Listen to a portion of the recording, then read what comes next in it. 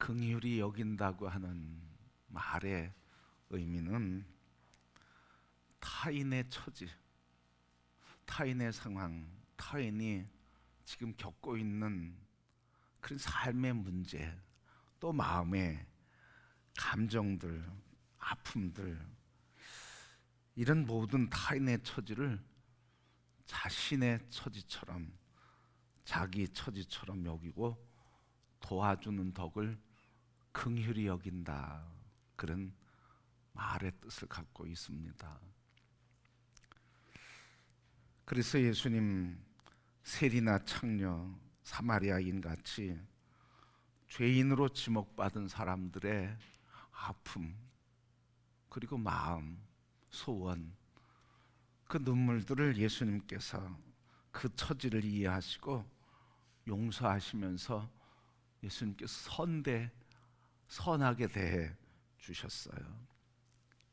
그래서 이런 마음의 자세를 긍휼이라 이렇게 표현합니다. 주님은 바로 이런 긍휼히 여기는 자가 복이 있어서 긍휼히 여김을 받는데요. 오늘 이 말씀의 배경은 특별히 그 유대인들 가운데 전통적으로 선민들이 모인 사회이면서 율법주의와 배타주의에 아주 견고하게 그들이 그 마음이 견고해졌다고 하는 거죠. 그래서 주님 당시 율법과 종교 지도자들은 배타적이었어요. 그래서 배타적인 신앙관을 가지고 있었어요.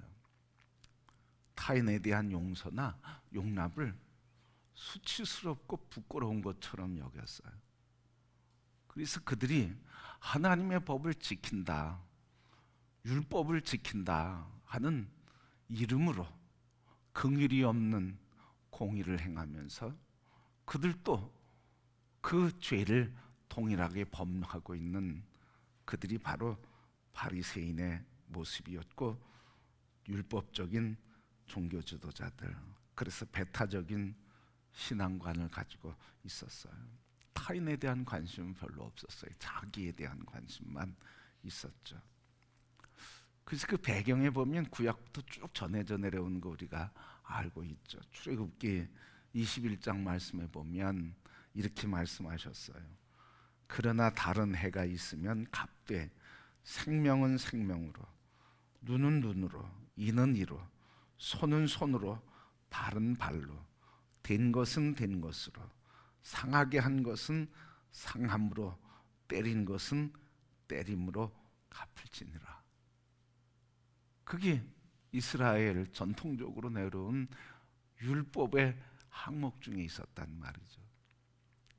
그리고 예수님 당시에도 예수님께서 말씀하시는데 마태복음 5장 38절, 또 눈은 눈으로, 이는 이로 갚으라 하였다는 것을 너희가 들었으나 하면서 예수님께서는 용서와 화평과 긍휼을 이야기하시는 거예요. 너희가 그렇게 들었으나, 너희가 그렇게 알고 있으나, 너희가 심판자의 노릇을 하지만, 그러나 너희가 긍휼히 여겨야 할 자, 소외된 자, 그들에 대한 배타적인 태도에서 벗어나 그들을 품으라, 이렇게 예수님 말씀하신 거예요. 요한복음 8장 4절 5절 말씀에 보면 예수께서 말하되 선생이여, 예수께 말하되 선생이여, 여자가 간음하다 현장에 잡혔나이다. 모세는 율법에 이런 여자를 돌로 치라 명하였거니와 선생은 어떻게 말하겠나이까. 죄 지은 자를 그 지은 죄의 대가를 지불해야 된다고, 율법대로 돌로 쳐 죽여야 된다고 그렇게 기록했는데 당신은 어떻게 대할 겁니까? 이 문제를 어떻게 처리할 겁니까? 예수님 물으셨잖아요. 예수님께 물었어요. 그랬더니 예수님이 하신 말씀 우리가 알고 있는 것처럼 죄 없는 자가 먼저 돌로 쳐라 하니까 한 사람 한 사람 돌을 다시 내려놓고 다 떠나게 됐다는 말씀이에요. 그래서 예수님이 이 가늠한 여인에게 나도 너를 정죄하지 아니하노니 다시는 범죄하지 말아라. 바로 이렇게 사회적인 분위기가 지금 율법적이고 폐쇄적이고 배타적인 모습으로 바뀌어 있는 그 시대였다는 거예요. 그러니까 일체의 긍휼을 하는 건 찾아볼 수가 없어요. 율법에 어긋나면 가차없이 그 사람을 율법에 따라서 참혹하게 심판하고 배척하고 그리고 쫓아내고 그들을 공동체에서 품지 못했다는 말이죠. 하나님의 긍휼하심으로 선택함을 받은 이 선민이, 그 선민이 자기 자신의 부족함과 죄와 어둠과 절망 그리고 그 죄성 가운데서도 하나님께서 긍휼히 여기셔서 택함을 받고 사랑을 받는 그들이 받은 사랑과 그들이 향한 하나님의 긍휼은 생각지 않고 하나님의 공의의 율법의 조문에 붙들려서 배타적이고 편협적이며 참혹하게 다른 사람에 대한 심판자로 나서게 됐다고 하는 거예요.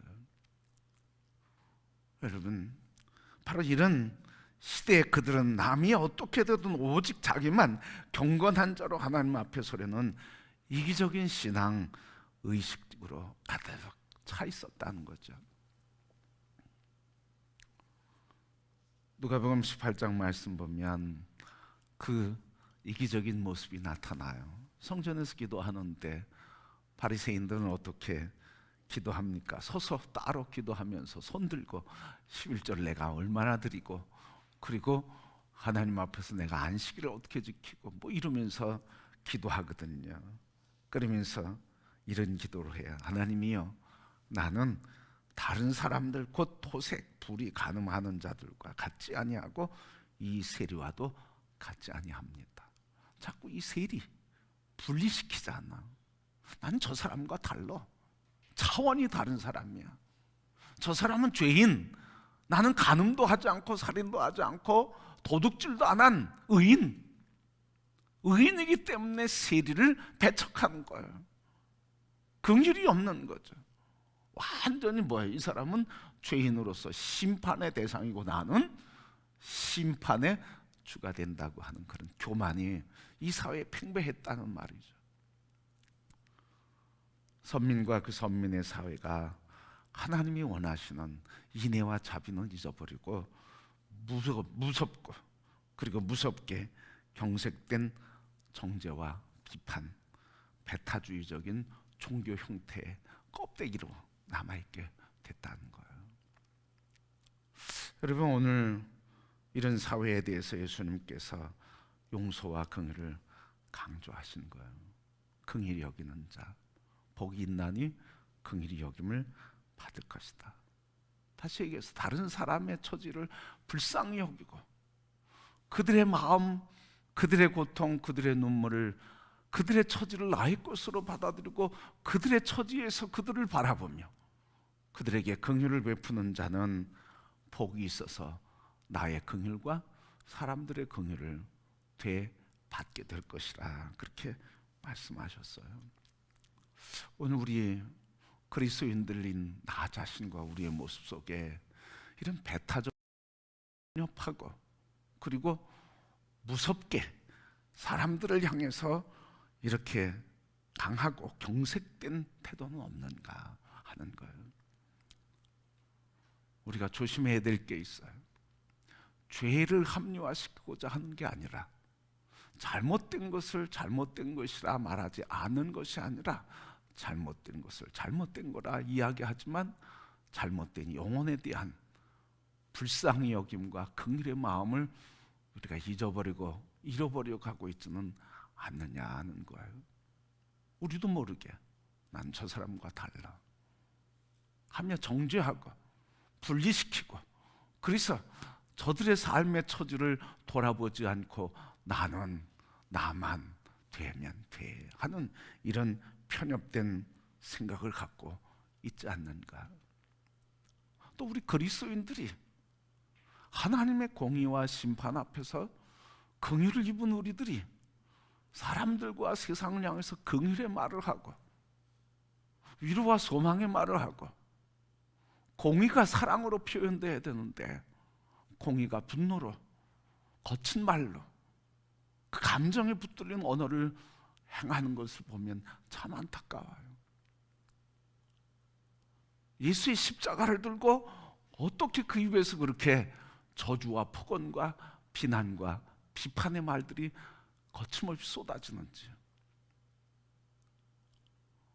오늘 우리도 모르게 이런 배타적이고 그리고 율법적이고 편협된 생각에 공의라고 이야기하지만, 진정한 공의는 하나님의 공의와 사랑이 함께, 사랑이 공의를 통해, 공의가 사랑을 통해 나타나는 것, 그 언어가 생명 언어가 되어야 하는데, 우리 언어는 배척의 언어, 분리의 언어, 정죄의 언어, 비난의 언어, 그리고 저주의 언어로 우리도 모르게 젖어가고 있는 것은 없는가 하는 거예요.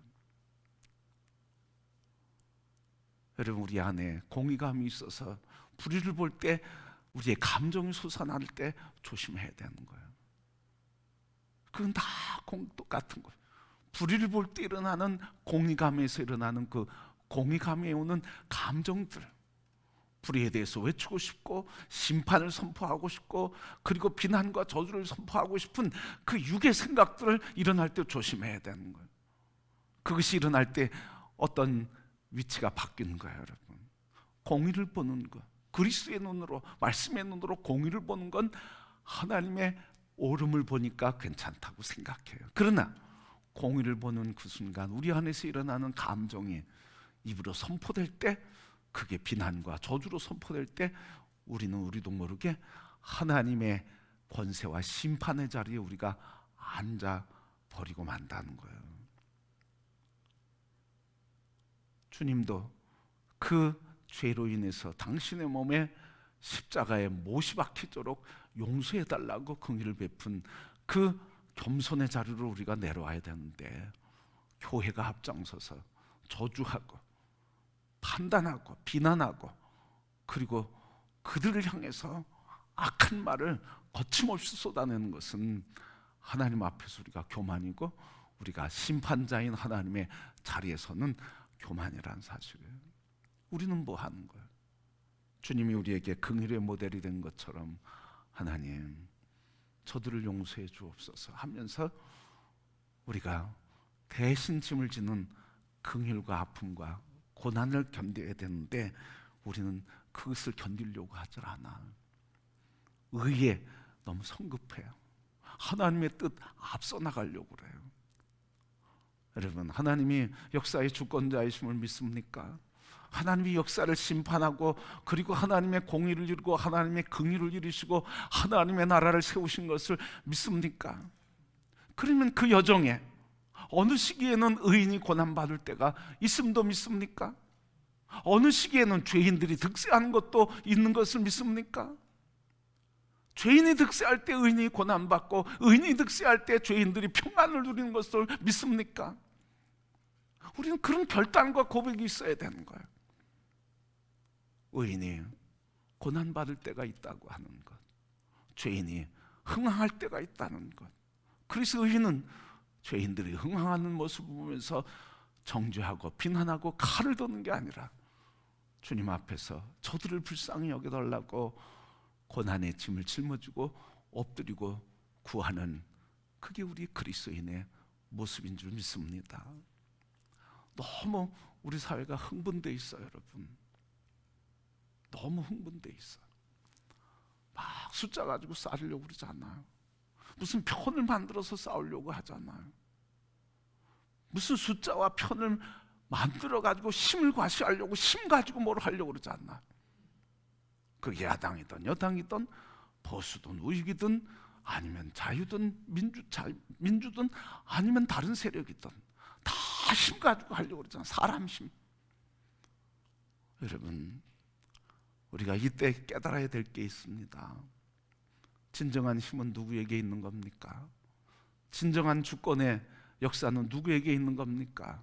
하나님께 있음을 믿습니다. 그러면 이 시대에 우리가 바라봐야 될 게 뭐예요? 하나님 바라봐야죠. 주권자이시고 힘이 되시고 권능자가 되신 그분을 바라봐야죠. 너무 감정에 붙들려서 이쪽 저쪽 붙들려서 사람의 주장에 우리가 딸려가면 되겠습니까? 잠시 멈추고 하나님, 전능하신 아버지, 주권자이신 권능자가 이 시간 이 나라 우리의 삶의 문제를 통치하고 계시니 주님의 뜻을 이루소서. 주님만 바라봅니다. 이 과정에서 여러분 어려움도 많이 겪을 수 있죠. 때로는 어둠의 시절에 들어갈 수도 있죠. 더 큰 고통을 당할 수도 있죠. 그래서 어떤 사람은 죽을 수도 있죠, 여러분. 그러나 그럴지라도 주님 앞에서 하나님의 뜻을 이루소서, 십자가를 들고 주님의 전능하심을 신뢰하는 성도가 되어야 할 줄 믿습니다. 그렇게 우리가 하나님을 믿는 믿음이 회복되도록 기회 주신 거 아닐까요? 사람들의 무리를 지어서 이 편 저 편 나눠가라고 이 기회를 주셨을까요? 누구 편이 이기나 싸워보라고 그래서 하나님이 이 기회 주셨을까요? 저는 그렇게 생각하지 않아요.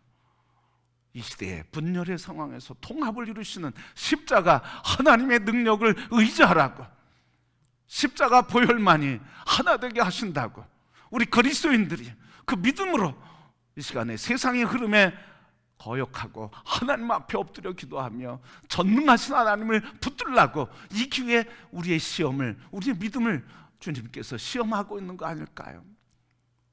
성도 여러분, 우리 그리스도인들이 더 지혜롭게 하나님을 신뢰하며 하나님의 정의, 하나님의 긍휼이 이 땅에 임하도록 함께 기도하며 분열의 영이 이 땅에서 제거되도록 함께 기도하는 성도들이 되어야 할 줄 믿습니다. 그 배경에는 뭐가 있는 거예요? 영적인 배경에는 긍휼이 있다는 거예요. 예수님의 긍휼이 있다는 거예요. 모든 죄에 대해서 주님이 분노하시며 칼을 드셨으면 살아남을 자가 아무도 없었어요. 지금도 마찬가지 아닙니까? 자기 진영의 정의라고 하는 개념을 가지고 칼을 들면 상대방에 살아날 사람이 몇 명이나 있습니까? 지금 그렇게 가려고 하잖아. 이런 정의의 칼이 아니라, 예수님 정의의 칼이 아니라 베드로를 향해서 내려놓으라고, 칼을 내려놓으라고 하신 것처럼, 당신이 그냥 짐을 지고 십자가에 죽으심으로 하나님이 역사를 이루신 것처럼 우리 그리스도인들이 오늘 주님의 긍휼을 우리의 삶으로 받아들일 때, 그때 긍휼히 여기시는 그 하나님의 긍휼이 오늘 우리를 긍휼히 여기셔서 죽어도 살리고 살아서도 살리시는 하나님의 역사를 이루어 가실 줄 믿습니다. 여러분, 오늘 이렇게 긍휼히 여기는 자가 복이 있어서 긍휼히 여김을 받는다 그랬는데, 이 긍휼히 여긴다고 하는 말을 어떤 사람이 이렇게 표현했어요. 긍휼의 다른 이름은 자기 확대다 그랬어요. 긍휼의 다른 이름은 자기 확대래. 자기를 확대하는 거래. 이 말을 덧붙여서 풀면 이런 말이에요. 하나님의 은혜 안에서, 그리스도 예수 안에서 하나님의 긍휼하심을 입은 우리들이, 그래서 이제는 주님이 말씀하신 건 뭐예요? 긍휼히 여기라, 이런 거예요. 이 말씀 뭐예요? 내가 너희를 긍휼히 여긴 것처럼 긍휼을 받은 너희들도 나와 같이 다른 사람을 긍휼히 여기라.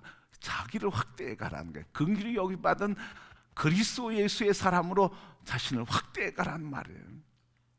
그래서 오늘 우리에게는 자신의 마음 문을 열고 타인의 처지를 그대로 받아들이는 것. 이게 안 될 때는 자기 감정에, 자기 편의 감정에 쏠리게 돼요. 저도 그런 감정에 붙들리는 경험이 있어요. 젊은 시절에는 내가 생각하는 의에 붙들려서 상대방에 대한 분노, 타도하자, 뭐 이런 이야기를 거침없이 뭐 이런 이야기 했어요. 그런데 주님이 주신 은혜를 생각하면 할수록 타도의 대상이 아니라 무슨 대상이야? 구원의 대상, 긍휼히 여겨야 될 대상. 하나님이 저 영혼을 향해 십자가의 핏값이 헛되지 않도록 하는 게 오늘 우리들의 삶의 모습이라는 거죠. 주님이 십자가의 보혈의 피를 흘린 그 사람을 위해 흘린 피가 헛되지 않도록 우리가 저들을 타도하자, 죽이자, 모독해 하자가 아니라 그 십자가의 보혈의 피가 헛되지 않도록 그들을 불쌍히 여기며 십자가의 보혈의 사랑으로 긍휼히 여기며 애통하며 금식하며 눈물로 기도하는 그 삶. 여러분, 바로 오늘 우리들이 이 사명을 가진 거예요. 오늘 말씀처럼 긍휼히 여기는 자가 긍휼히 여김을 받을 것이라 하신 것처럼 주님이 우리를 긍휼히 여기신 그 사랑으로 하나님 그 사랑에 머물는 우리들이 그 사랑을 나누는 거죠. 여러분, 하나님은 바로 우리를 긍휼히 여기셔서 성육신 되셨잖아요. 인간의 몸을 입고 오셨잖아요. 죄인된 우리에게까지 그 긍휼의 손을 뻗치시고 이해하시고 붙잡아 주시고 품어 주시고 그리고 위로해 주시고 회복시켜 주시는 긍휼을 베풀어 주셨잖아. 이제 주님은 자기 백성들에게 이걸 요구하고 있는 거예요. 여러분, 누가복음 10장의 말씀 보면 비유가 하나 나오죠. 선한 사마리아인의 비유가 나오죠. 예수님께서 누가 강도 만난 자의 이웃이겠느냐 했더니 이 돈 많고 젊은 시절부터 율법을 다 지킨 이 젊은 사람이 뭐라고 그래요? 강도 당한 자에게 선을 베풀어 주는 자입니다. 그랬더니 뭐라고 그래요? 예수님께서 너도 가서 이와 같이 해라. 그러면 구원이 있고 영생이 있다고 말씀하시잖아. 여러분, 오늘 우리 그리스도인의 삶은 주님이 우리에게 말씀하신 말씀처럼 긍휼히 여기는 삶, 선한 사마리아인의 이야기를 통해서 가서 너도 이와 같이 하라. 그때 회복이 일어나고 그때 주님의 역사가 일어나 하나님의 영광을 이루실 줄 믿습니다. 우리는 때로 하나님의 능력을 너무 무시하고 하나님이 너무 무능하다고 하는 생각을 가질 때가 많이 있어요. 바로 이런 혼란의 시대에 더 그래요. 정말 하나님은 전능하시고 권능이신 하나님인 것을 믿어야 될 때가 지금인데, 이 혼란스러운 때인데, 혼란스러울 때는 하나님보다는 사람의 숫자가 더 힘 있는 것처럼 보여요. 그래서 자꾸 사람의 힘을 모으려고 그래요. 그래서 우리도 모르게 하나님의 전능하심을 잃어버리고, 그래서 힘을 모으면서 분열의 영이 이 한국 사회와 우리의 관계를 갈라놓고 그 분열 속에서 상처를 주고받고 있다고 하는 걸 우리가 잊어버려요. 성도 여러분, 오늘 우리는 함께 살아가야 할 대한민국 한 가족입니다. 생각하는 게 다르고 표현하는 게 다르고 주장하는 게 다르고 관점이 다르고, 그래도 다 한 가족이에요. 그리스도 안에서 한 몸이 되어야 하고 될 사람들이에요. 그러면 우리는 어떤 자세를 가지고 살아가야 하겠습니까? 긍휼히 여기는, 그래서 주님이 우리를 향해 긍휼의 몸으로 오신 것처럼 우리도 오늘 이 시대에 긍휼의 몸을 가지고 나갈 때 주님이 죽으셨지만 살아나시고 죽음이 끝난 것 같지만 다시 역사를 일으키시고, 그래서 죽음의 세력이 이긴 것 같지만 밝음과 공의와 하나님의 정의가 성취된 것처럼 오늘 우리는 종말론적인 관점을 가지고 이 시대와 이 환경과 이 문제를 바라보아야 할 줄 믿습니다.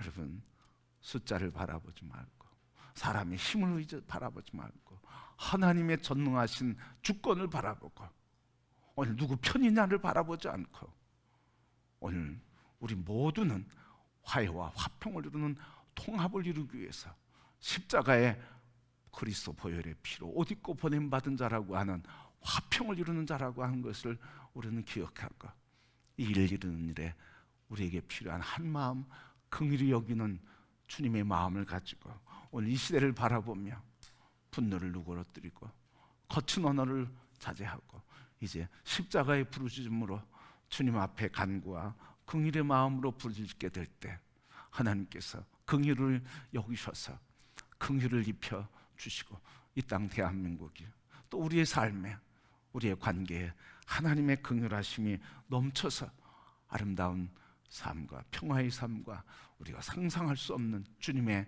놀라운 은혜를 이루며 성취하여 주시는 하나님의 은혜를 누리게 될 줄 믿습니다. 그 믿음으로 오늘 말씀 긍휼히 여기는 자 복이 있나니 그들이 긍휼히 여김을 받을 것이다. 이 사명 가지고 주님 안에서 시대를 바라보며 시대에 위로와 소망을 주는 긍휼의 사람들로 우리 함께 일어나 걷는 성도들이 되기를 주님의 이름으로 축복합니다.